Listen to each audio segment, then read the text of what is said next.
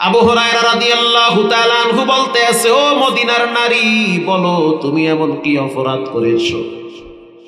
মহিলা চোখের পানি ছেড়ে কান্দে আর বলে, নবীর সাহাবী, আমি গোপনে এক রাখালের সাথে জিনা করেছি।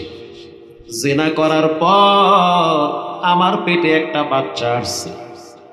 এই বাচ্চাটা ভূমিষ্ঠ হওয়ার পর আমি নিজের হাতে বাচ্চাটার গলা টিপে হত্যা করছি। আবু হুরায়রা রাদিয়াল্লাহু তাআলা আনহু বলেন, তুমি তো এক তো ব্যভিচারিণী, দ্বিতীয়ত খুনি, এক তো জিনা করেছো, আবার তুমি বাচ্চা হত্যা করেছো, জঘন্য অপরাধ করেছো। অতএব তুমি আমার কাছ থেকে দূরে চলে যাও, তুমি বিনাশ হয়ে যাও, ধ্বংস হয়ে যাও। এত বড় অপরাধ করার পরে কিভাবে তুমি জমিনে স্থির থাকো? অথচ রব্বুল আলামিন জাহান্নামের আগুন সম্পর্কে কোরআনে বলেছেন, কেউ যদি গুনাহ করে তার ব্যাপারে জাহান্নামে কঠিন শাস্তি হবে। শাস্তি কেমন হবে, কোন প্রক্রিয়ায় হবে, কোন সিস্টেমে হবে, সেটা আল্লাহ কোরআনে বলেছে। এটা বলার সাথে সাথে মহিলা একটা চিৎকার মাইরা বেহুশ। আবু হুরায়রা ভয় পেয়ে গেছে। আমি বললাম কি আর হইল কি? নবীজির সাহাবী আবু হুরায়রা দৌড় মারছে নবীর দরবারে। আল্লাহ নবীর দরবারে গিয়া বলে, রাহমাতুল লিল আলামিন, একজন নারী জিনা করেছে, পেটে বাচ্চা আসছে, বাচ্চা ভূমিষ্ঠ হয়েছে, নিজের হাতে বাচ্চা হত্যা করেছে। রাসূলুল্লাহ বলল, তুমি কি বলেছো সেই নারীকে? আবু হুরায়রা বলতে আছে, ইয়া নবী আল্লাহ, আমি বলছি তুমি বিনাশ হও, ধ্বংস হও। আল্লাহর হাবিব বলতে আছে, আবু হুরায়রা সাবধান, আল্লাহর দয়া মায়া সম্পর্কে তোমার কোনো ধারণা নাই। আল্লাহ কোরআনে বলেছেন, লা তাকুনাতু মির রাহমাতিল্লাহ,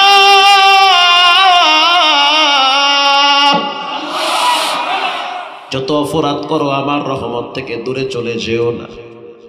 বাচ্চা হত্যা করছে, জিনা করছে, তারপরেও তো রব বলেছে আমার রহমত থেকে দূরে যেও না। কেন তুমি রবের রহমত থেকে দূরে ঠেলে দিয়েছো? ইন দি মিন টাইমে হযরত জিবরাইল কোরআনের আয়াত নিয়ে আসছে, ইল্লা মান তাবা ওয়া আমানা ওয়া আমিলা আমালান সালিহান ফাউলাইকা ইউবাদদিলুল্লাহু সাইয়্যাতিহিম হাসানাত। ওগো আল্লাহর হাবিব, আপনি জানায়া দেন, গুনাহ করার পরে কেউ যদি তওবা করে, ক্ষমা চায়, অনুতপ্ত ফিল করে, তা আমি রব তার গুনাহটারে ডিলিট কইরা গুনার জায়গায় নেকি দিয়া বান্দাকে মাফ করে দেই। আবু হুরায়রা, ওই মহিলারে বইলা দিও আল্লাহ তারে মাফ করে দিছে। কেন? ওই যে অনুতপ্ত ফিল করছে, দিল ভাঙ্গা, আল্লাহর কাছে কান্না করছে, আল্লাহ আমি তো পাপ কইরা ফেলাইছি, সবাই জানে ভালো, আমি জানি খারাপ। বাসায় গেলে বাচ্চা বলে, আব্বু তোমার মতো ভালো কেউ নাই, অথচ বাপ গোপনে কান্দে আর বলে, আল্লাহ আমি তো সবচেয়ে বড় গুনাহগার। একটা পাপ যদি ফাঁস করেন, বাচ্চা জীবনে আব্বা ডাকবে না। যারা বসা আছেন প্রত্যেকের কিছু না কিছু গোপন পাপ নাই আছে। কেন এখনো সুস্থ আছেন, বেঁচে আছেন? শুধুমাত্র রহমাতুল লিল আলামিনের দয়ার এবং তার রহমতের বরকতে। আল্লাহর হাবিবকে একদিন মক্কার বেঈমানেরা গালি দিতেছে। ওয়ালিদ ইবনে মুগীরা, সে তো আল্লাহরই গালি দিয়ে ফেলাইছে। রব্বুল আলামিন বলেন, মা কানা আল্লাহু লিয়ুআযযিবাহুম ওয়া আনতা ফীহিম ওয়া মা কানা আল্লাহু মুআযযিবাহুম ওয়া হুম ইস্তাগফিরুন। ওগো আমার হাবিব, আমি এগো তো বাটাম ফাটা দিবার চাই। বাটাম ফাটা মানে যুগের ভাষা, মানে এদেরকে শাস্তি দিতে চাই। এগো ধইরা আশ্রায়া মাটির নিচে ভরতে চাই। কওমে লুতের মতো পাহাড়ের সাথে বাইরায়া চ্যাপ্টা বানাইতে চাই। বানাই না, শুধুমাত্র আপনি নবীর বরকতে এদেরকে আমি এখনো ইজ্জতের সহিত বাঁচায়া রাখছি। তার মানে নবীর উসিলায় আল্লাহ পাক ইজ্জতের সহিত বাঁচায় রাখছে। নবীজি বলতেছে, আল্লাহ আমি যখন মারা যাব তখন আমার উম্মতের কি উপায় হবে? আল্লাহ পাক বলেন, ওমা কানাল্লাহু মুআযযিবাহুম ওয়া হুম ইস্তাগফিরুন, তারা যদি তওবা করে আমি রব তাদেরকে আরো কিছুদিন ইজ্জতের সহিত বাঁচায় রাখবো। না বুঝলে সুবহানাল্লাহটা ঠিকই জোরে কইতেন। যদি আমি বলতাম যে একবার সুবহানাল্লাহ বললে 2 প্যাকেট খাসির কাচ্চি দেওয়া হবে, সুবহানাল্লাহর পাওয়ারটা কি নরমাল হইতো না জোরে হইতো? ও এটাও তো দেখি ঠিকই কর। ওই তো সুবহানাল্লাহ দেখছেন কারে কর, খাওয়ান পাইলি সুবহানাল্লাহ। এই সুবহানাল্লাহর পাওয়ার ফোন দিয়ে ম্যাডামরাও কইতো তুমিও 2 বার সুবহানাল্লাহ কাও, খাসির কাচ্চি মাগনা 2 প্যাকেট পাওয়া যাবে। অথচ আল্লাহ ক্ষমার ঘোষণা দিয়েছেন যে মানুষ যখন অপরাধ করে নীরবে বলে আল্লাহ আমাকে মাফ করেন, আস্তাগফিরুল্লাহ, ধইরেন না, বেইজ্জতি কইরেন না, চাইলে ঘরে ল্যাংটা বানাইতে পারেন বাচ্চা কাচ্চার সামনে। তো রাসূল বলেন যে আল্লাহ তাআলা তওবার বরকতে আরো কিছুদিন তাকে ইজ্জতের সহিত বাঁচায় রাখে। শর্ত হলো আল্লাহর কাছে বিনয়ী হওয়া লাগে। পরের দিন মাগরিবের সময় আবু হুরায়রা রাদিয়াল্লাহু তাআলা আনহু খেজুর গাছের কিনারায় দাঁড়ায়া চিৎকার মেরে বলতে আছে, গতকালকে আমার কাছে কোন মহিলার ছিল মাসআলা জানার জন্য, কেউ কোনো সারা শব্দ দেয় না, তিনি বাজারে চলে গেছে। বাজারে গিয়ে অ্যানাউন্স করতেছে, গতকালকে এক নারী আমার কাছে আসছিল একটা মাসালা জানার জন্য, সে কোথায়? কার খবর কেনা নেয়? যার বিপদ হেই বুঝে।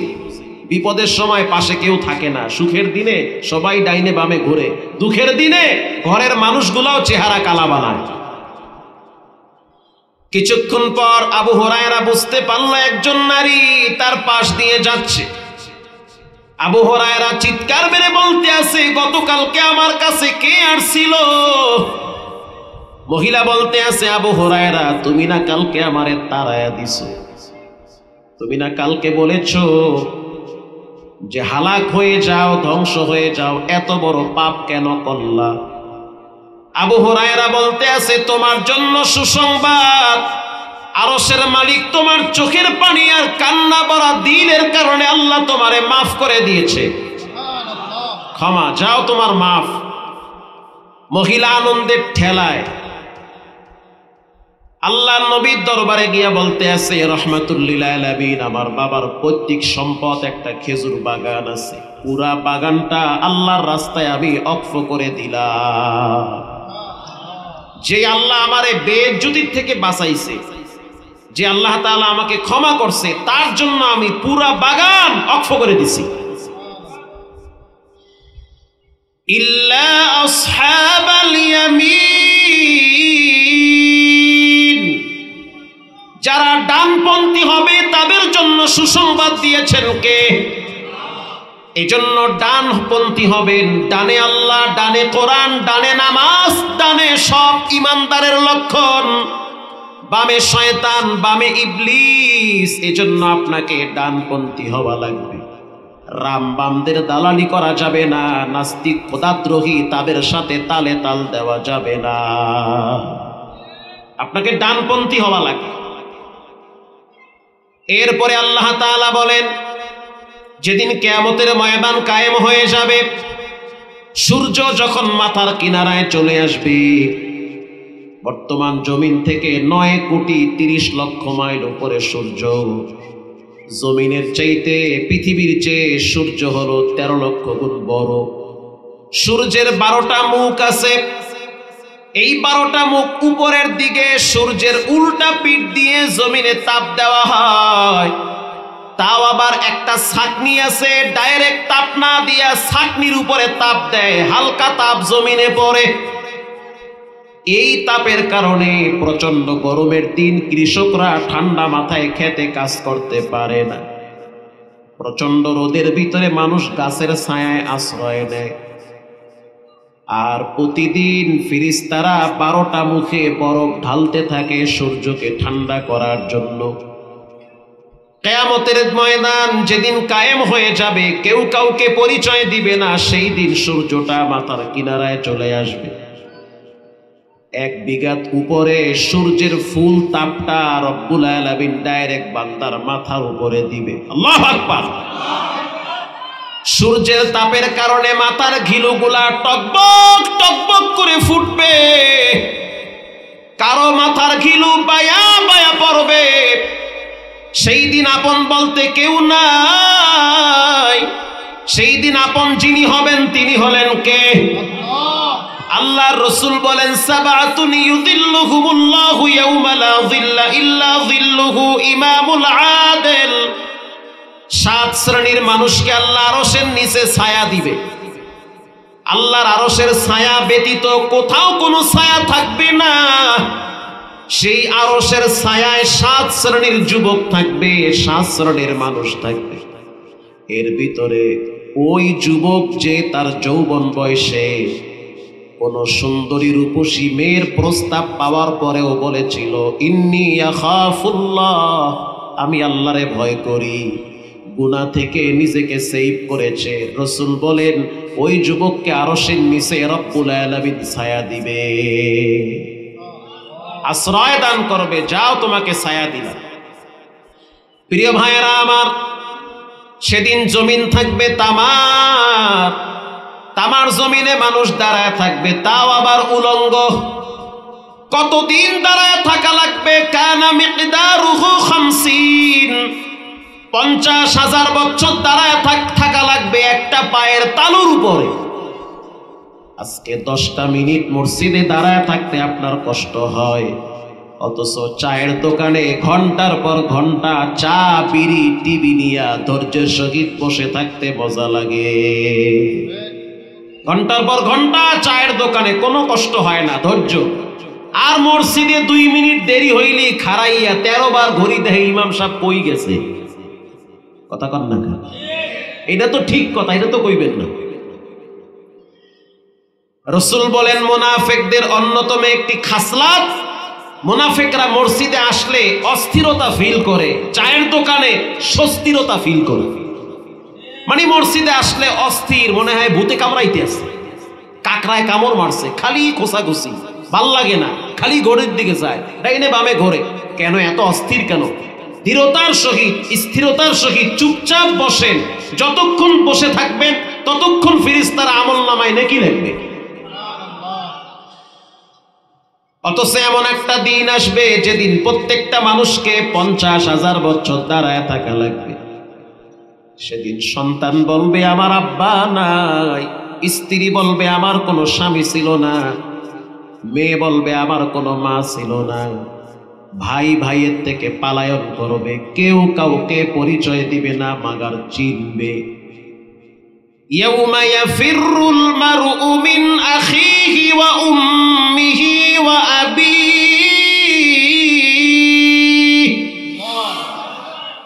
আলাদা হয়ে যাবে, মুখ ফিরায় নিবে। ইয়াউমা ইয়াফিরুল মারউ মিন আখি, ভাই ভাইয়ের থেকে মুখ ফিরায় নিবে। দুনিয়ার ভিতরে ভাই যখন বিপদে পড়ে, অন্য ভাই তখন জীবন বাজি রেখে সামনে দাঁড়ায়। কিন্তু এমন একটা দিন আসবে যেদিন ভাই ভাইকে পরিচয় দিবে না, সন্তান মা বাবাকে পরিচয় দিবে না। আল্লাহ বলেন, লা ইয়ানফাউ মালু ওয়ালা বানুন, সন্তানও কাজে আসবে না, সম্পদও কাজে আসবে না। কত টাকাওয়ালা আমার চোখে দেখছি, টাকা আছে মাগার অসুস্থ, সুস্থ হওয়ার কোনো রাস্তাই নাই। আছে না নাই?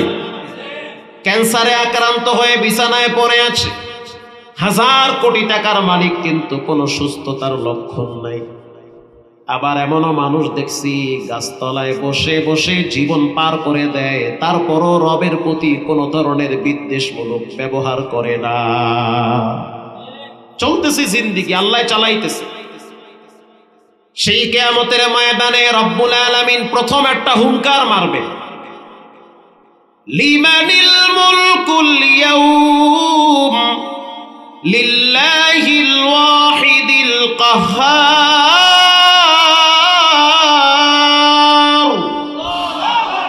আজকের দিনের রাজত্ব একজনের হাতে। চিৎকার মেরে বলেন, তিনি হলেন কে?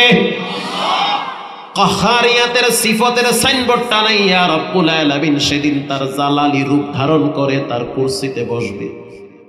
বসার পরে বলবে ওয়ামতাজুল ইয়াউমা আইয়ুহাল মুজরিমুন, নেককারদের কাতার থেকে বদকারেরা আলাদা হয়ে যাও। এই আয়াত ইমামে আজম আবু হানিফা রাহমাতুল্লাহি আলাইহি নামাজে দাঁড়ায়া বারবার পড়তেছে।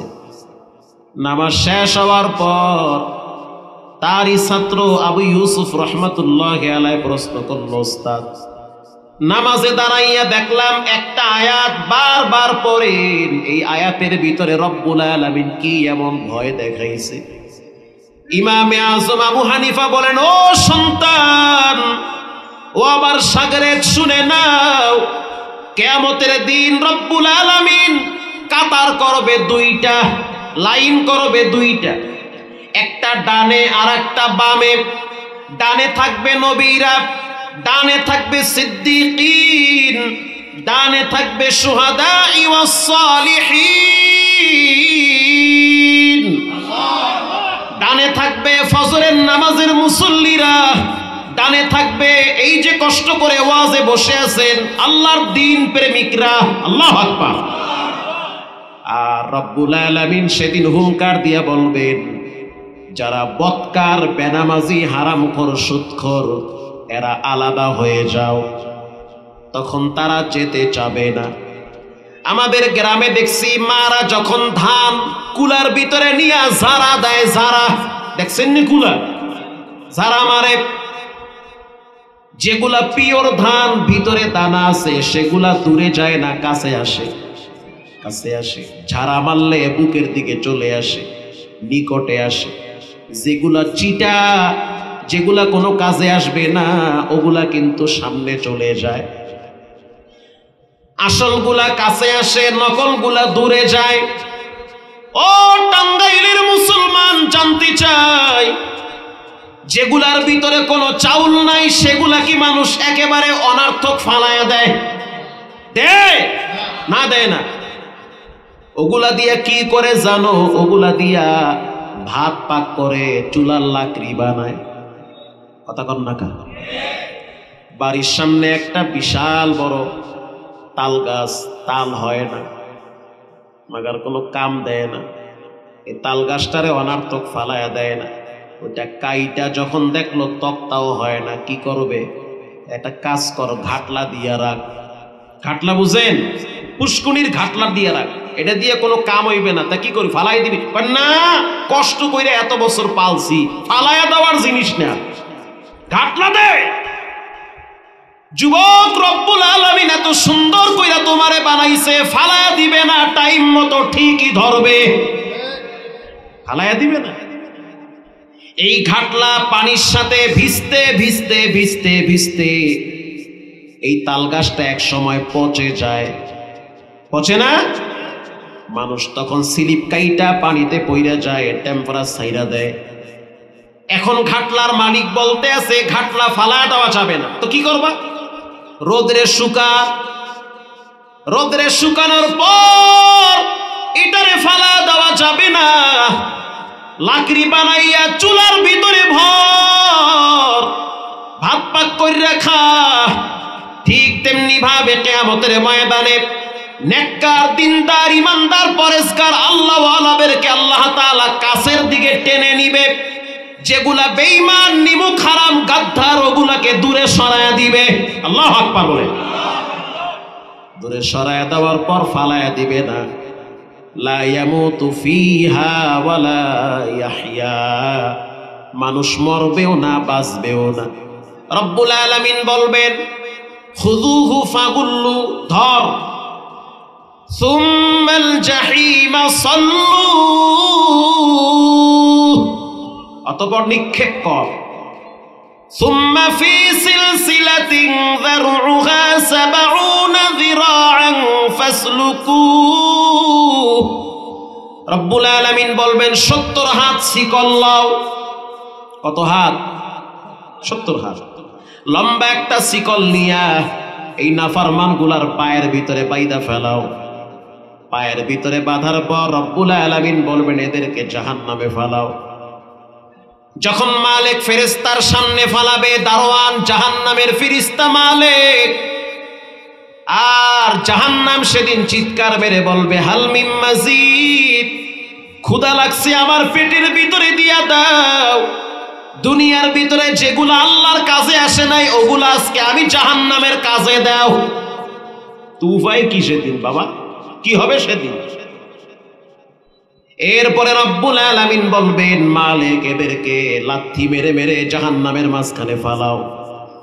মালিক ফেরেশতা চিৎকার মেরে বলবে আলাম ইয়াতিকুম রুসুলুম মিনকুম ইয়াতলুনা আলাইকুম আয়াত, তোমাদের কাছে নবী আসে নাই? আসছে। রাসূল আসে নাই? আসছে। আল্লাহর কোরআনের বয়ান তোমাদেরকে শুনাই নাই? বলে হ্যাঁ শুনাইছে। তাহলে তোমরা কেন শোনো নাই? বলে আমরা ইচ্ছা করেই বিশ্বাস করি নাই। এবার মালিক ফেরেশতা জাহান্নামের ভিতরে প্লান্টিক মেরে মেরে ফালায়া দিবে। জাহান্নামীরা যখন জাহান্নামে চলে যাবে, জান্নাতীরা যখন জান্নাতে চলে যাবে, জান্নাতীরা জাহান্নামীদেরকে টার্গেট করে বলবে ইয়াতাসাআলুনা আনিল মুজরিমিনা মা সালাকাকুম ফি সাকার, এই সাকার নামক জাহান্নামে তোমরা কেন আসছো? জাহান্নামের অনেকগুলা নাম আছে, একটা নাম হলো সাকার, আর একটা নাম হলো লাযাব, আর একটা নাম হলো হুতামা। এরকম জাহান্নামের অনেকগুলা নাম আছে। এই জাহান্নামের নাম হলো সাকার। সাকার নামক জাহান্নাম নিক্ষেপ করার পরে বলা হবে কেন তোমরা সাকার নামক জাহান্নামে আসছো? তখন জাহান্নামীরা বলবে জাহান্নামে আসার পিছনে সবচেয়ে বড় চারটা কারণ। কয়টা? চারটা। এক নম্বরের কারণ হলো ক্বালু লাম নাকু মিনাল মুসাল্লিন, জাহান্নামে আসার পিছনে সবচেয়ে বড় কারণ হলো নামাজ না পড়া। বলেন ভাই কি না পড়া? যুবক ভাইরা আমার, তুমি কেন নামাজ পড়ো না? সমস্যা কি তোমার? বলতে পারো হুজুর আমি তো অনেক অপরাধ করেছি, যত পাপ করো তারপরও নামাজ পড়া লাগবে। মিথ্যা বলি বলো তারপরও নামাজ পড়া লাগবে। হুজুর আমি জিনা করি, করো তারপরও নামাজ পড়া লাগবে। সুদ খাই, সিজদা কবুল হয় না, না হোক তারপরও নামাজ পড়ো। এক সময় দেখা যাবে নামাজ পড়তে পড়তে পড়তে পড়তে নামাজ জীবনে কাজে আসবে, আর নামাজের মাধ্যমে খারাপ কাজগুলা দূরে চলে যাবে। নামাজ ছাড়া যাবে না, যত কিছু হোক, পৃথিবী উল্টে গেল নামাজ ছাড়া যাবে না। কেন নামাজ ছেড়ে দাও ভাই? ফজরের টাইমে পশু পাখি জীব জানোয়ার তারাও তো উঠে যায়, অথচ মুসলমানের বাচ্চা রাত্র 3টা পর্যন্ত মোবাইল টিপে ফজরের নামাজ পড়ে না। পড়তে হবে। ফজর নাই, জীবনে কল্যাণ নাই, দাম্পত্য জীবনে শান্তি নাই। সে যেই হোক, যত বড় হুজুর হোক, ফজর নাই শান্তি নাই। ফজর নাই, পারিবারিক জীবনে শান্তি নাই। যার জীবনে ফজর নাই তার পুরা জিন্দেগিটা অশান্তিতে কাটবে। এজন্য বেশি পয়সাওয়ালা যারা, তারা ফজর কামাই দেয় বেশি। কথা কন না? বেশি টাকার মালিক ফজরে যায় না। গরিব মধ্যবিত্ত এরাই দেখবেন ফজরের টাইমে মসজিদে গিয়ে সেজদায় লুটিয়ে পড়ে। হাদিসে আছে যারা ফজর পড়ে জিম্মাত আল্লাহ, আল্লাহ নিজে তাদের গার্জিয়ান হয়ে যায় যারা ফজর পড়ে। প্রিয় ভাইয়েরা আমার, আমাদের সমাজে মুসল্লিদের অনেক কোয়ালিটি আছে,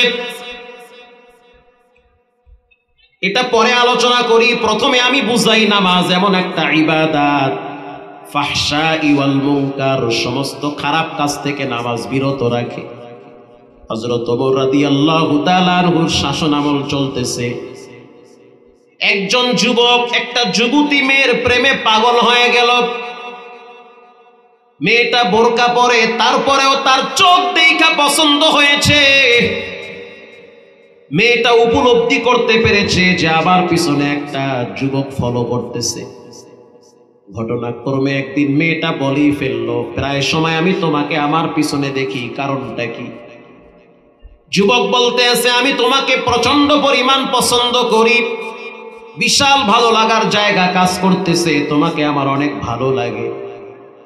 যুবতী মেয়েটা বলল, ও ভাই, যদি তুমি আমাকে পাইতে চাও তাহলে আমি তোমাকে প্রথম শর্ত দিব, একটানা 40 দিন হযরত ওমরের পিছনে নামাজ আদায় করা লাগবে। এক ওয়াক্ত নামাজ ছাড়তে পারবা না, একা একাও করতে পারবা না। কন্টিনিউ প্রতিদিন 5 ওয়াক্ত সালাত হযরত ওমর রাদিয়াল্লাহু তাআলা আনহুর পিছনে আদায় করা লাগবে। এই শর্ত যদি মানতে পারো, শুনে নাও, তাহলে আমি তোমার প্রস্তাবে রাজি। আমার ফ্যামিলি তোমার কাছে প্রস্তাব দিয়া তোমার ফ্যামিলির কাছে আমাকে তোমার কাছে সুপর্দ করা হবে বিবাহের মাধ্যমে।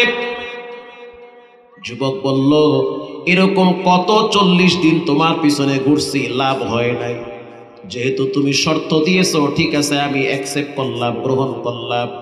40 দিন ওমরের পিছনে নামাজ পড়বো, তারপরে তোমাকে বিবাহ করব। এবার যুবক ফজরের টাইমে চলে গেল মসজিদে। মসজিদে যাওয়ার পর গিয়া দেখতেছে হযরত ওমর রাদিয়াল্লাহু তাআলা আনহু তিনি বসে আছে। সাহাবায়ে কেরাম অনেকে ঘর থেকে সুন্নত করে মসজিদে এসে বসে আছে। ফজরের বাতাস মুমিনের কলিজা শীতল বানায় দেয়। ফজরের সূর্য কি যে মজা, কি যে আনন্দ। ফজরের সিদ্ধ বাতাস মুমিনের কলিজাকে প্রশান্ত করে তোলে। ফজরের বাতাস মনে হয় পাপ মুক্ত বাতাস। হযরত ওমর রাদিয়াল্লাহু তাআলা আনহু ইমামতির মুসল্লায় দাঁড়ায় গেল। প্রথম রাকাতে সূরা তাহা তেলাওয়াত শুরু করলো। হযরত ওমর প্রায় দিন নামাজের ভিতরে চোখের পানি ছেড়ে কাঁদে।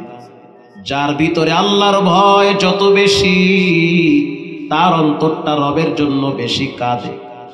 হযরত ওমর এমন একজন সাহাবী, যেই সাহাবী রাত্রিবেলা রাস্তায় রাস্তায় হাঁটতো আর চোখের পানি ছেড়ে কাঁদতো, আর বলতো, আল্লাহ যদি আমারে গাছ বানাইতো, মানুষ কাইটা লাকড়ি বানাইতো, খায়া ফেলাইতো, অন্য কাজে ব্যবহার করত, কিন্তু আল্লাহ বানাইছে মানুষ। আমার তো একদিন মৃত্যু হবে, কবর হবে, হাসরের ময়দানে আমাকে দাঁড়াতে হবে, কি যে হিসাব, কি যে বিচার। এই ভয়েতে হযরত ওমর রাদিয়াল্লাহু তাআলা আনহু রাত্রিবেলা মাঝে মাঝে একা একা বাচ্চাদের মতো ফোফায় কাঁদতো। হযরত ওমর নামাজের মুসল্লায় দাঁড়ায় গেল। যুবক একেবারে হযরত ওমরের পিছনে তো চান্স পায় নাই, আরো পিছনে গিয়ে দাঁড়ায় গেল। হযরত ওমর প্রথম রাকাতে সূরা তাহা তেলাওয়াত শুরু করলো।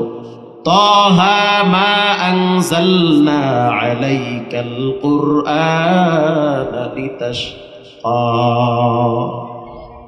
ইল্লা তাযকিরাতাল লিমান ইয়াখশা।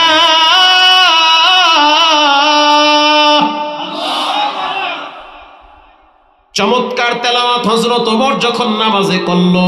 ইল্লা তাযকিরাতাল লিমান ইয়াখশা, এই তেলাওয়াতের ভিতরে হযরত ওমর বাচ্চাদের মতো নামাজে কান্দা শুরু করে দিয়েছে। সাহাবীরাও কাঁদতেছে। হযরত ওমর তেলাওয়াত করতেছে। যুবকের কলিজার ভিতর থেকে দুনিয়ার খায়েশাতগুলো আল্লাহ দূর করে দিতেছে। আবেগ চলে আসছে, ভালোবাসা চলে আসছে রবের প্রতি। আল্লাহু আকবার।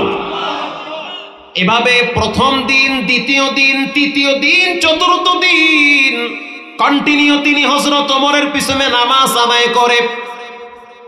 হযরত ওমর মাঝে মাঝে ছোট সূরা দিয়েও নামাজ শেষ করত। ঘটনাক্রমে একদিন হযরত ওমর রাদিয়াল্লাহু তাআলা আনহু একটি সূরা তেলাওয়াত করল। সূরাটার নাম হলো সূরা হুমাযা। আরবের যুবক আরবি ভাষা বুঝতো, তরজমা বুঝতো, রব কি বলেছে স্পষ্ট কানে শুনতে পাইতো। হযরত ওমর নামাজে তেলাওয়াত করে, ওয়াইলুল লিকুল্লি হুমাযাতিল লুমাযা আল্লাযী জামাআ মালান ওয়া আদ্দাদাহু ইয়াহসাবু আন্না মালাহু আখলাদাহু কাল্লা কাল্লা লায়ুনবাযান্না ফিল হুতামাহ ওয়া মা আদরাকা মাল হুতামাহ নারুল্লাহ।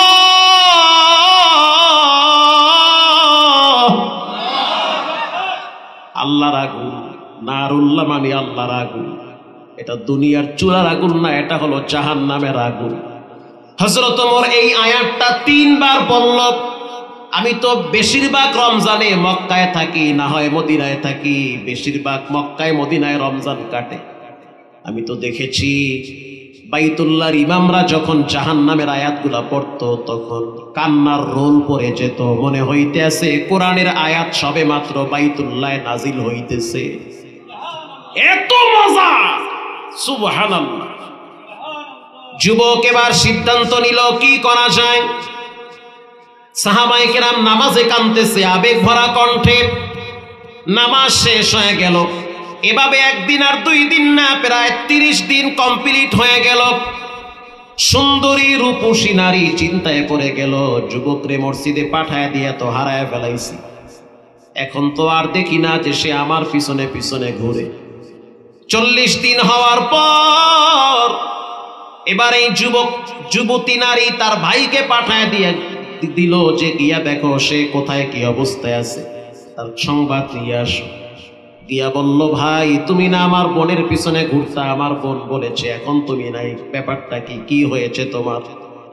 যুবক বলতে আছে, শোনো, এতদিন আমি দুনিয়ার মোহে যুবতী মেয়ের পিছনে পাগল ছিলাম, আর এখন যখন আমি মসজিদে গেলাম আমি আমার মাওলার প্রেমে পাগল।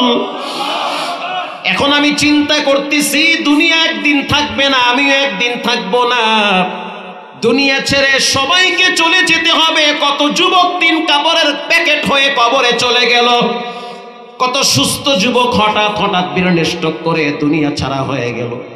এই জন্য আমি আজ থেকে রবের প্রেমে পাগল, আমার বাবা যেখানে মেয়ে দেখবে আমি সেখানেই রাজি হয়ে যাব। আল্লাহু আকবার। ইন্নাস সালাতা তানহা আনিল ফাহশাই ওয়াল মুনকার। যুবক ভাইদেরকে বলবো, যত কষ্ট হোক, যত কঠিন সিচুয়েশন হোক, তোমাকে টাইম মতো নামাজ পড়তেই হবে। শয়তান ধোঁকা দিবে, এই সমস্যা ওই সমস্যা, যত সমস্যা হোক নামাজে যেতেই হবে। কাপড় যদি পাক না থাকে বাদ দাও, পাক কাপড় যেমনে পারো হেমনে পেঁচায়া গেচায়া মসজিদে আইসা সিজদায় লুটিয়ে পড়তে হবে। 5 দিন আসবা, এর পরের দিন মনে হবে যে আমার কাপড়টা আরো পবিত্র করা দরকার, মসজিদে আসতে হবে। এই সমাজের যুবকরা যদি মসজিদগুলা দখল করে, কোন মুরব্বী নামাজের টাইমে টিভির সামনে বসে থাকতে পারে না। যুবক ঠিক, পুরা দেশ ঠিক। যুবকরা যদি শুয়ে পড়ে এই দেশে কোনোদিন শান্তি আসবে না।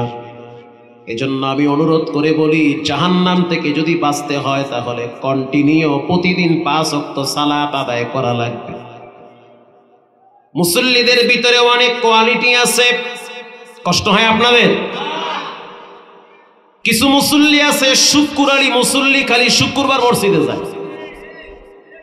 আবার এই শুক্রবারই মুসল্লির মধ্যে 2টা ভাগ আছে। এক ভাগ জুমার দিন ঠান্ডা মাথায় নামাজ পড়ে, আর এক ভাগ জুমার দিন তবারক পাইলে মসজিদে থাকে। তবারক যদি না পারে সালাম ফিরাইয়া সুন্নাত বাদ দিয়া আর একজনে জোতা লইয়া দৌড় মারে। এটা কইলো ঠিক না কইলো ঠিক? আগামী শুক্রবার এই মসজিদে আপনি গরু কাটতে বিরিয়ানি দিয়েন, এই মাঠেও জায়গা হবে না। জি। আবার যদি দেখেন যে মসজিদে সুবহানাল্লাহ অনেক মুসল্লি সুন্নত পড়ে না, সব ফালায়া দৌড় মারে, শুক্রবারই মুসল্লি। আবার কিছু মুসল্লি আছে সিজনাল মুসল্লি, সবে কদরের, সবে বরাতের। আবার কিছু মুসল্লি আছে মরার ডরে নামাজ পড়ে হঠাৎ। যেমন ঢাকা থেকে 2 বন্ধু বরিশাল গেছে নানা বাড়ি বেড়াইতে, সরে, ওটা হলো মন্তার সর মন্তাজ। এই যে ভিপি নূর আছে না, হ্যাগো গ্রামে ওরে সমুদ্র, মনে হয় যে সাগরের মধ্যখান। 2 বন্ধু থাকে ঢাকায়, গেছে গ্রামে। তো ঢাকায় বড় হয়েছে, নানা বাড়ি গেছে, এ তো ফার্ম, সারা জীবন ঢাকায় কাটাইছে। গ্রামে গেলে কি দেশি মুরগি না ফার্ম? লড়ে তো লড়ে না, সরে তো সরে না, বইলে হইয়ে পড়ে, কি এক অবস্থা। গ্রামে যাওয়ার পরে 2 বন্ধু সিদ্ধান্ত নিল যে আমরা তো এসিসি কমপ্লিট করেছি, সময় পাই নাই ঘোরার, যেহেতু বেড়াইতে আসছি গ্রামে, নৌকা নিয়ে নদী পার হয়ে ওপার যাব পিকনিক করতে। কি মজা! 3 বন্ধু নৌকা ভাড়া নিছে, 1 মালই নৌকা, মানে ডিঙ্গি নৌকা, বৈঠা দিয়া বাইতে হয়। তিন বন্ধু নৌকা নিয়ে এবার ওপার যাইতেছে। ওরা তো টাইম টেবিল বোঝে না যে কখন ভাটা হয়, কখন জোয়ার হয়, কখন নদী গরম হয়। নদীরও তো ঠান্ডা গরম আছে, আছে না? এরা তো শহরের মানুষ, গ্রামের আবহাওয়া বোঝে না। গেছে গ্রামে, মনে করছে সব আমার শহরের মতো। এবার তিনজনে নৌকা নিয়ে নদীর মাঝখানে যাওয়ার পরে দেখে এখন আর নৌকা ওপারে যায় না, যায় এই সাগরের মুখের দিকে। তার মানে স্রোতের গতি বেড়ে গিয়েছে। আমার ভাষা কি আপনারা বুঝেন? স্রোত বুঝেন? স্রোত ও আল্লাহ দি সবই আপনারা বুঝেন। স্রোত বাইরে গেছে। এবার তিন বন্ধু জিহ্বায় কামড় দিয়েছে, চেহারা কালো হয়ে গেছে। কাম তো খাইছে। এইবার সূর্যের দিকে তাকায় দেখে লাল হয়ে গেছে। যেহেনে বাঘের বয় হেহেনে রাইত পোয়ায়, কথা কন না কা? এক অবস্থা তাই হয়েছে। ওপার যাবে, ওপার তো নৌকা যায় না, স্রোতের ধাক্কায় নৌকা চলে যায় সাগরের দিকে। তিনজনই তো মুসলমান, যদিও নামাজ ঠিক মতো পড়ে না, তারপরেও তো ভিতরে ঈমান আছে, আল্লাহরে ডরায়। এবার তিনজনে মোবাইলের দিকে তাকায় দেখে মোবাইল হ্যাং হয়ে গেছে। নদীর মাঝখানে মোবাইল ঠিক থাকে? তুফানের বাড়িতে হেদাও নেটওয়ার্ক জায়গা।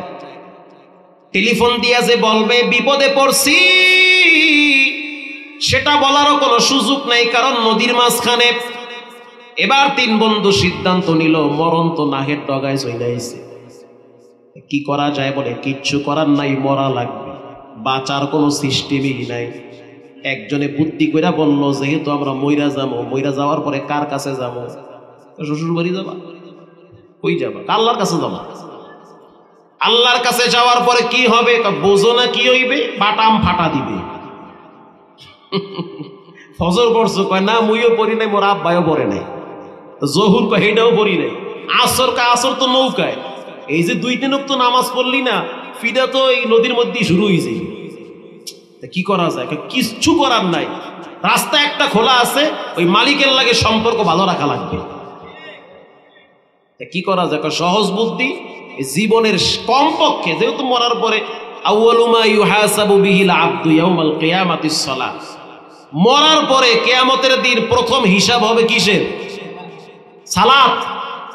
সালাত কি? সালাত এটা কি টমেটো সালাত না নামাজ?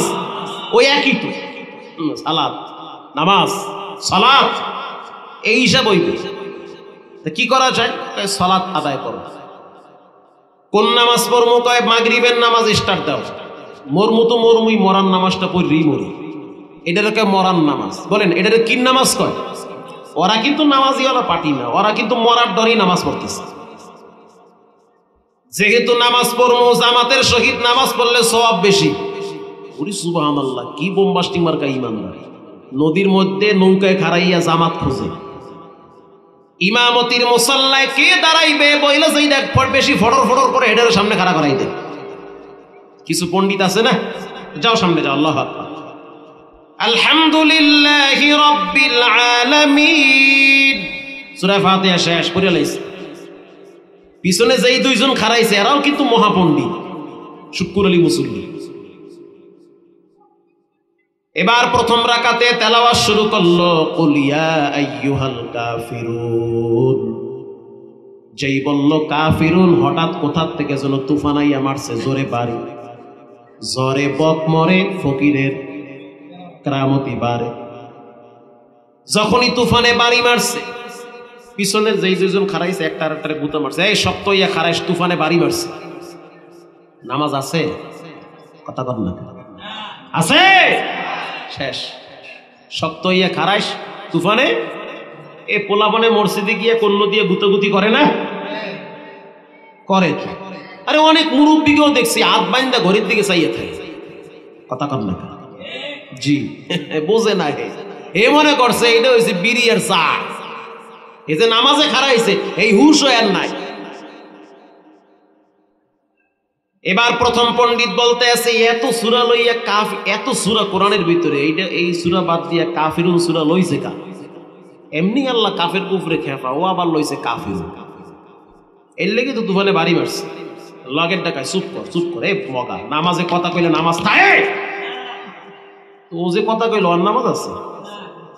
ইমাম সাহেব নামাজ কালাম বাদ দিয়ে পিছনে ফিরে কয়, এ মগার ফো মগা, ও কথা কইছে কইছে, তুই কইছো কা? নামাজ আছে, একজনের ডাও নাই, সব শেষ। মুকুম চুস্তি নামাজে পানজেগানা ফাওয়াইলুল লিল মুসাল্লিন আল্লাযিনা। তো সিজনাল মুসল্লি হলে হবে না, হঠাৎ মুসল্লি হলে হবে না, প্রতিদিন কন্টিনিউ 5 ওয়াক্ত মুসল্লি হওয়া লাগবে। তাইলে মরার সময় আউযুবিল্লাহ নাউযুবিল্লাহ মনে থাকবে, আর নাহলে হ্যাঁ মনে থাকবে না, ভুললে যাইবে। প্রিয় ভাইয়েরা আমার, রাগ করতেছেন নাকি? আর 10 মিনিট কথা বললে কষ্ট হবে? এই শেষের দিকে, কম না 1.5 ঘন্টার উপর হয়ে যাইতেছে প্রায়।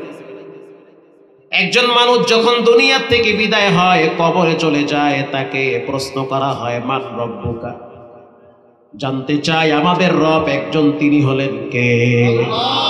রব, মান রব্বুকা। রব শব্দের বাস্তব প্র্যাকটিক্যাল আমল হয় নামাজের মাধ্যমে। জি, চিন্তার বিষয়। রব শব্দের বাস্তব প্র্যাকটিক্যাল আমল হয় নামাজ। মানুষ যখন প্রতিদিন নামাজ পড়ে, বলেন নামাজের ভিতরে সূরা ফাতিহা আছে না নাই? আলহামদুলিল্লাহি রাব্বিল আলামিন বলেন, রব আছে না নাই? প্র্যাকটিস হইতেছে। এরপরে যখন মানুষ রুকুতে যায় তখন পড়ে সুবহানা রাব্বিয়াল আ'লা, বলেন রব আছে না নাই? এরপরে যখন মানুষ সোজা হয়ে দাঁড়ায়, স্পষ্ট ভালোভাবে বলে রব্বানা লাকাল হামদ, বলেন রব আছে না নাই? এখানেও রব। যখন মানুষ সিজদায় যায় তখন পড়ে সুবহানা রাব্বিয়াল আ'লা, বলেন রব আছে না নাই? নামাজ শেষ হওয়ার পর যখন মানুষ মনটা চায় যে আমি একটু আল্লাহর দরবারে দোয়া করি, একা একা হোক, ইজতিমাই ভাবে হোক বা ইনফিরাদি ভাবে হোক, দোয়ার ভিতরে রব্বুল আলামিন শিক্ষা দিয়েছেন রব্বির হামহুমা কামা রব্বায়ানি সগীরা, বলেন রব আছে না নাই? এই প্র্যাকটিস যদি আপনার না থাকে, তো কবরে যাওয়ার পরে যখন ফেরেশতা বলবে মান রব্বুকা, তখন তো আপনি কইতে পারবেন না। যারা কন্টিনিউ নামাজ আদায় করে, তারা কবরে যাওয়ার পরে এই সুয়াল জবাবগুলা সঠিকভাবে দিতে পারে। প্র্যাকটিস না থাকলে মানুষ কোনোদিন সফলতা অর্জন করতে পারে? এখানে যদি একটা খেলা হয়, এই এত পোলাপান কোনায় চাপসিকা খিচুড়ি আছে নাকি লাস্ট, হ্যাঁ পুরো সুবহানাল্লাহ কয় কি, এর লেগে তো কই লেদা লেদা পোলাপান মানে ঘুরে কে এত খিচুড়ি যেহেতু আছে, বয়ান আরো 3 ঘন্টা হইবে, দেখি খিচুড়ি কেমনে খায়। খিচুড়ি ঠান্ডা হয়ে যাবে গা। ওই চাচা ঠিকই কইছে, আপনি ঠিক কথাই কইছেন, খিচুড়ি ঠান্ডা হয়ে গেছে গা, তাড়াতাড়ি দোয়া করে দেন, খিচুড়ি গরম যাতে খাইলাম না। প্র্যাকটিস না থাকলে কোনো কিছুর সফলতা আসে না।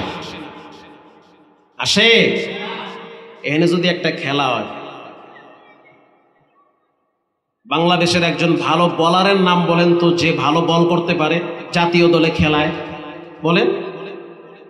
আরে সাকিব আল হাসানের এমনি সেনাবাহিনী খুঁজতে আছে, বাস দেন সাকিব আল হাসানের হিসাব। অন্য একটা খেলোয়াড়ের নাম বলেন, কি ধরেন মোস্তাফিজ। মোস্তাফিজের যদি বলা হয় ভাই তুমি বল করো, আর যে কোনো দিন হাতে ব্যাট নেয় নেয়, ওনারা যদি কওয়া হয় যে আপনি ব্যাট লইয়া খারান, উনি খারাইতে পারবে? মোস্তাফিজ যখন বল ধরে ঘুরান শুরু করবে, উনি তো জোতা থেকে দৌড় মারবে। কথা কন না কার? কেন? ঠিক ওনার প্র্যাকটিস নেই। বলেন কি নাই? প্র্যাকটিস নেই। অথবা যদি আমারে বলে যে আপনি খারাইয়েন, ওরে সুবহানাল্লাহ কয় কি, এটা কোনো কথা? ওই বলের লাগে তো আমি উড়িয়ে যাবো, আমি ওর মধ্যে না, আমি পারুম না।